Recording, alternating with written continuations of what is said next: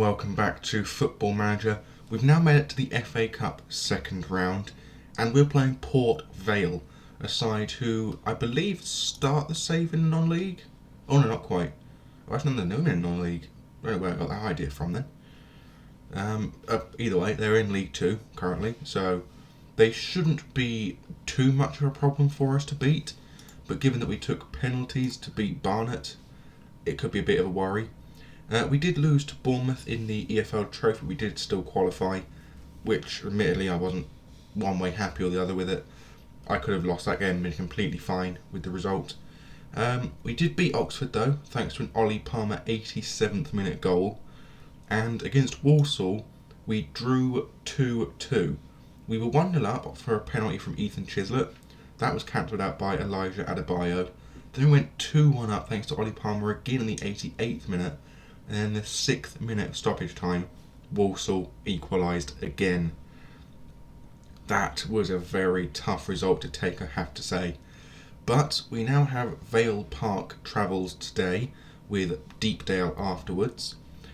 So hopefully we can get some positive results in that game and try and get through to the third round of the FA Cup for some fairly big money, I have to admit. Looking at the club finances, you'll note that we've spent another 500 or so thousand pounds. That's because we've signed a player.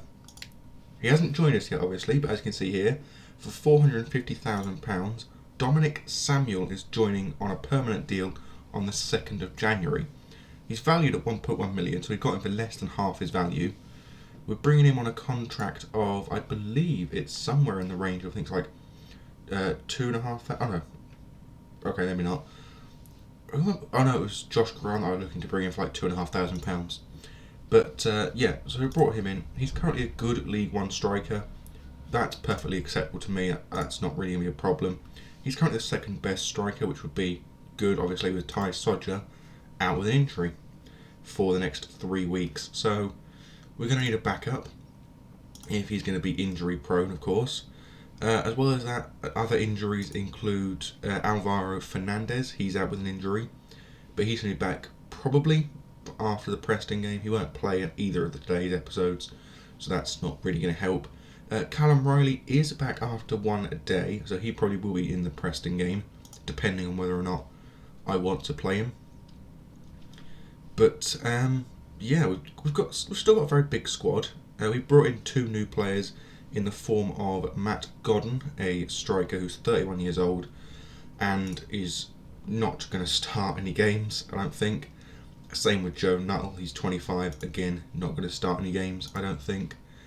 Looking at the transfer history, they're the only 2 signings so far I've made because they were cheap strikers who we could bring in for, well, cheap, as I said. They both came in on the same day, which is obviously useful, but they're not really good enough, I don't think. We haven't got either of them on the bench or starting today, so yeah. So let's go forward to today's game against Port Vale. Where's Halifax? Oh, that's not fair. Do I root for my own team in real life, or do I root for Halifax because that's the team I managed? You know what, I'm going to root for Halifax because I don't like Alex Neil, the current manager of Ipswich Town. And I haven't liked him for about 5 years in real life. And if you can guess why that is, you know about the history of football managers, really.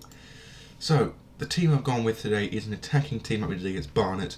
I've changed the team up slightly, obviously because some players out injured. So we kind of had to, really. And I think I've gone for the best possible team out of the remaining players. And if we look at this, there's only 4 lone players in the side, meaning we could actually use this for the league fixtures as well. Matt O'Reilly is not quite a full condition, but he can come off in the 60th minute or so perhaps for Anthony Hartigan. That's all fine. Other than that, I think we're perfectly acceptable with this team to go forward and win today's fixture against Port Vale, who are a side that we should be beating fairly comfortably. But given that I said that about Barnet as well, there is the worry that we're now going to have to worry about another penalty shootout, which admittedly Marcelo Pitaluga did win for us last time, so not that big of a deal. So for today's game, Port Vale have Dylan Barnes in goal, James Gibbons as captain, Nathan Smith, Lloyd Jones, Matty Fools, Harvey Griffiths, Darko Giabi, Peter Guargis, Mackenzie Hunt, Armide Otter and Aidan Marsh. Whilst on the bench they have Kai Morton, Luke Lee, Tom Conlon, Nelson Ago, Cameron Pupayan, or however you pronounce that last name, Adam Crooks, Teddy Perkins, whilst AFC Wimbledon have Marcelo Petaluga in goal, Jack Madeline at right back, captain Ben Hennigan and Paul Kalambayi in the centre of defence, with Nestor Guinness Walker at left back, Ryan Tunnicliffe, Matt O'Reilly and Ethan Chislett in the centre of midfield, with Tyree Wilson at right wing, and Jack Leahy at left wing. God, that was a very difficult thing to say for some reason, with Ollie Palmer up as a striker. On the bench we have Matthew Cox, Luke O'Neill, Graham Burke, Josh McGuinness, Adam Matthews, Anthony Hartigan and Louis Apere. Or Apere. However you pronounce it, I'm still not exactly sure. Let's go and give the fans their money's worth. It didn't really help, so yeah. Let's just skip that, we don't need to watch that. And let's hope we can get a good result against Port Vale today. We are away in this fixture, so perhaps attacking from the get-go isn't the best idea, but hopefully at least, I said a lot hopefully, but hopefully we can put the Vale team off by trying to get forward too quickly.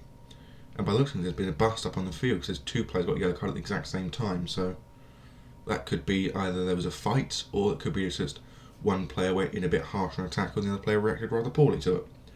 So, I don't know. It wasn't a highlight, so I couldn't see. But after 20 minutes, only 2 shots to Wimbledon so far, 0 to Port Vale. But now we have a highlight for Wimbledon with Ollie Palmer, the very late goal scorer of the last few games. Plays it back to Kalambayi, now in the middle to Chislett. Chislett back to Hennigan. Over the top looking for Tyree Wilson, who touched it down very successfully. Looking to get past the midfielder. Does so very well. Now gets into the middle for O'Reilly. Heads on to Leahy, who shoots and scores. And AFC Wimbledon take a very, very well-deserved 1-0 lead against Port Vale. And I say it's well-deserved because it was a very well-structured and well-manoeuvred move to get that ball into the box, as well as a very good shot at the end of it from Leahy. He just tapped it past the goalkeeper, who really was very poorly positioned for the ball into the box. But we now lead 1-0. But Port Vale have an immediate highlight.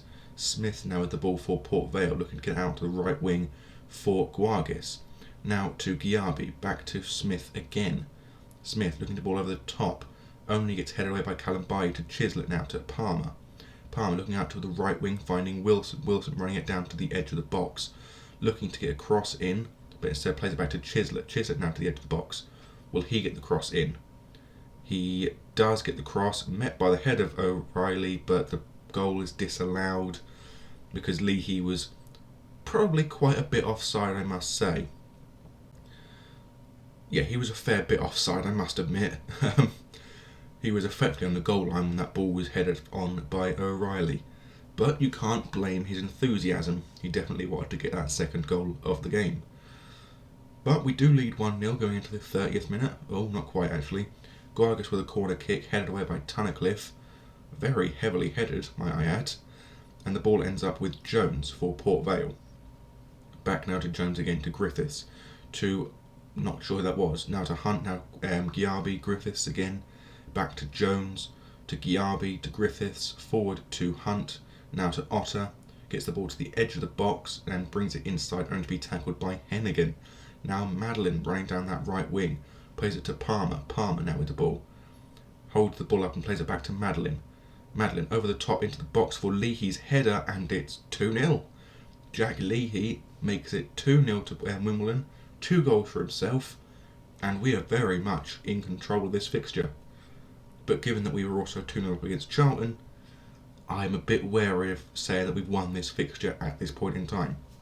Unless we go maybe another goal up, I don't want to say we've won this match, because, to put it bluntly, we haven't yet.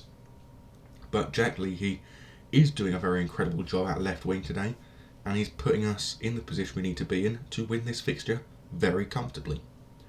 And as of yet, Port Vale have not even had a single shot on goal at the moment.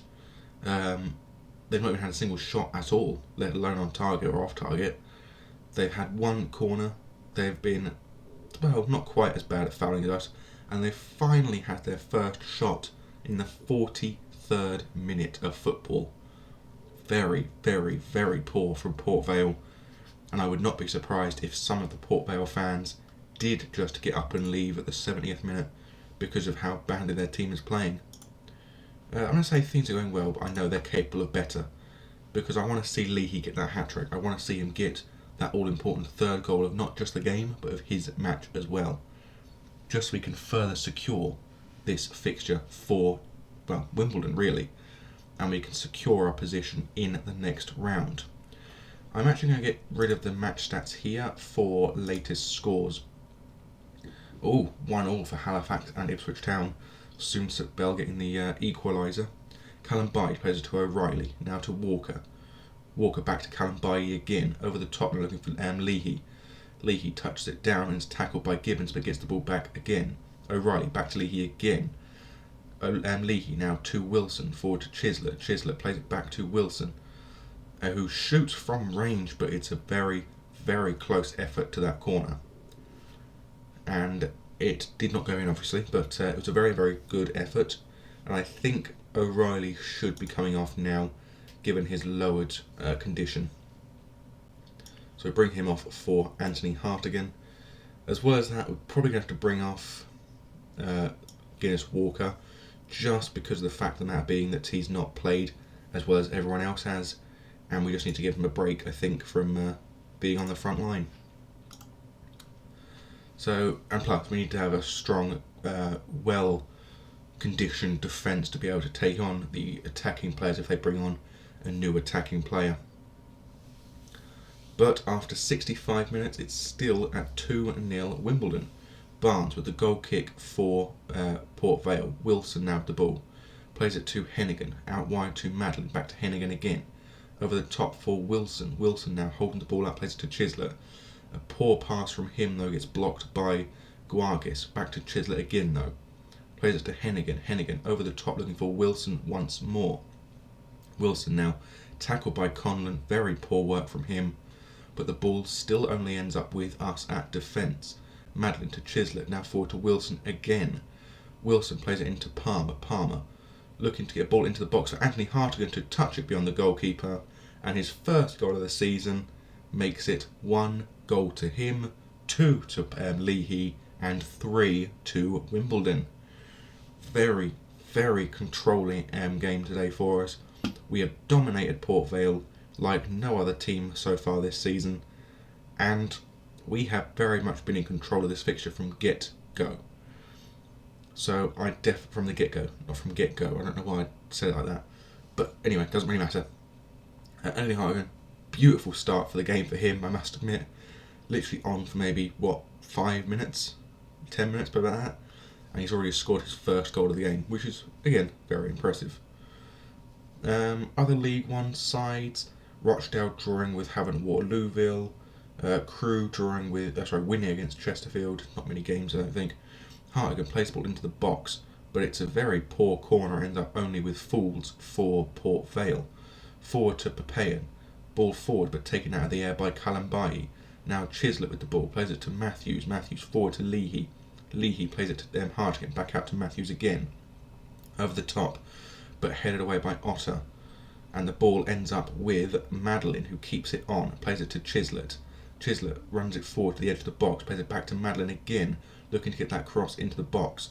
Does so, and finds Anthony Hartigan for his second of the game. And AFC Wimbledon are now 4-0 up. And I don't think any other moment this season deserves praise as much as this. I must say this has been an absolutely incredible showing from Wimbledon. And I don't think I'll see it again this season unless we play another non-league side. To put it bluntly, I don't think we're going to get a game this, I wouldn't say easy, but this demanding and this controlling. Simply because I just don't think it's going to happen. I really don't. Charlton actually losing to Barrow. That's a very worrying fixture for Charlton if they lose that game. Swindon 2-2 with Solihull Moors, again another difficult fixture for them apparently.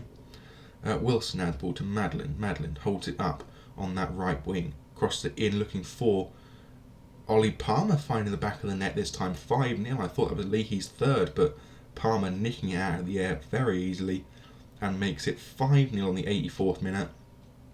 And if I'm honest with you, I'm going to keep on attacking. I think we just keep shooting until we finish the game, really, I think, at this point. I will quickly make one final change, because obviously we have one last change that can be made, and it will be Tyree Wilson coming off for Josh McGuinness, simply because of the fact that he's not played as well as everyone else has in the attacking group. So I think if he comes off, it's not going to be that much of a problem. Plus, he's also one of the lower conditioned players on the field currently, so it's only fair to bring him off.